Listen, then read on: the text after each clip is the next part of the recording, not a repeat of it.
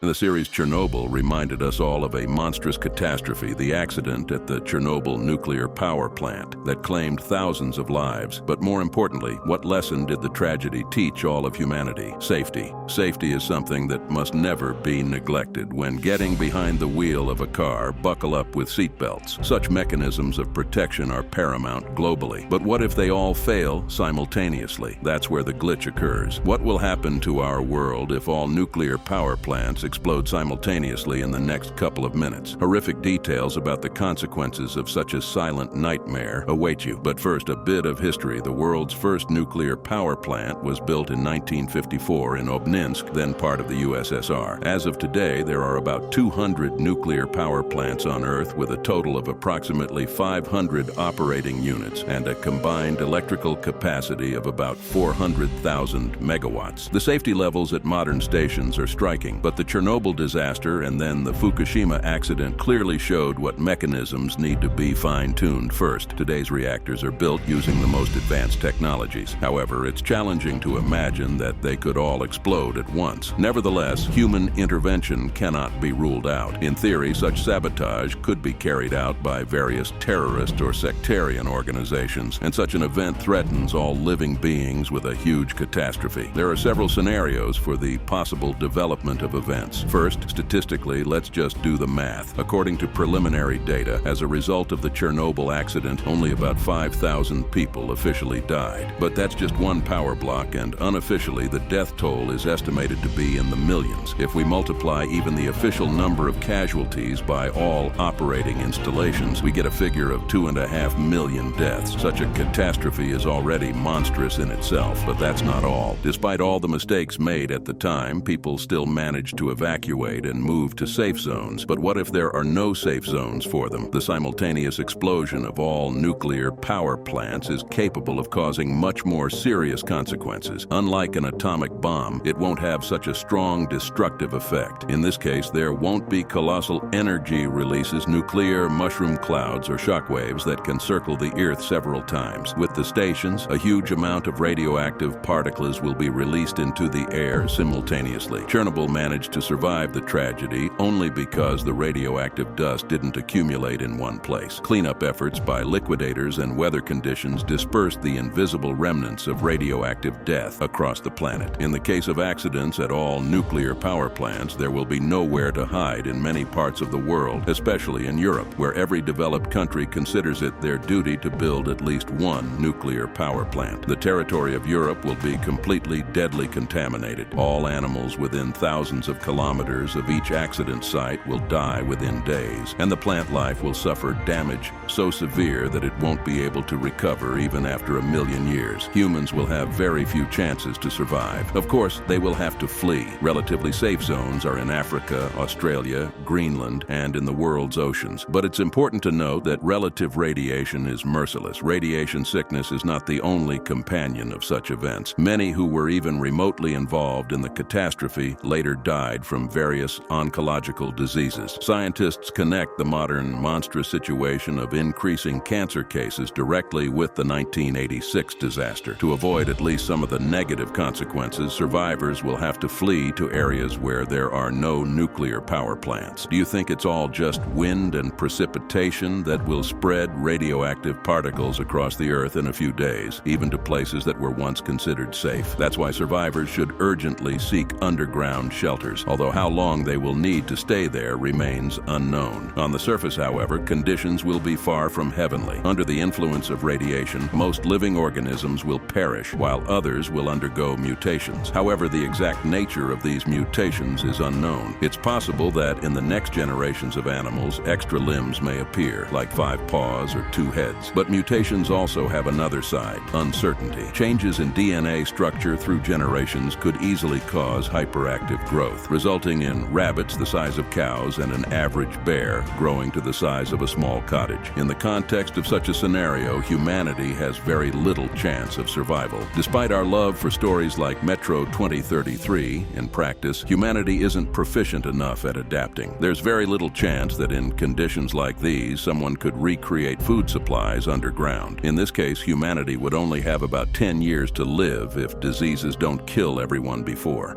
According to the second scenario, the consequences of such a catastrophe would be even more horrifying. After the Fukushima tragedy, scientists estimated that a simultaneous explosion of all nuclear power plants could kill 1 billion people in the shortest time possible, affecting 1.7 of the animal and plant world. Territories of the United States, Europe, Japan, and China would be almost completely destroyed. No living creature could survive in these lands. In cities that fare slightly better, mass disorder, lawlessness, and panic will claim millions of healthy lives. Food reserves will gradually deplete. Hungry riots will turn into cannibalism, and the law of the strongest will reign on our planet once again. However, scientists believe that humanity has a chance. A significant portion of people could hide in advanced shelters where they could survive long enough. The radiation levels will decrease, and people will be able to emerge into freedom. But there's also a third scenario. Many scientists do not consider the impact on humans, but rather focus on the consequences for the planet itself. In reality, things might not be so bad. In the first couple of decades, numerous species of animals and plants will disappear. Then, about 10 generations later, mutated offspring will be born. However, after 100 and 150 years, the Earth will be completely cleansed. The air will be clean, except for a few exclusion zones that even animals will avoid, traversing hundreds of kilometers to do so. Populations of our lesser brethren will grow exponentially without human interference.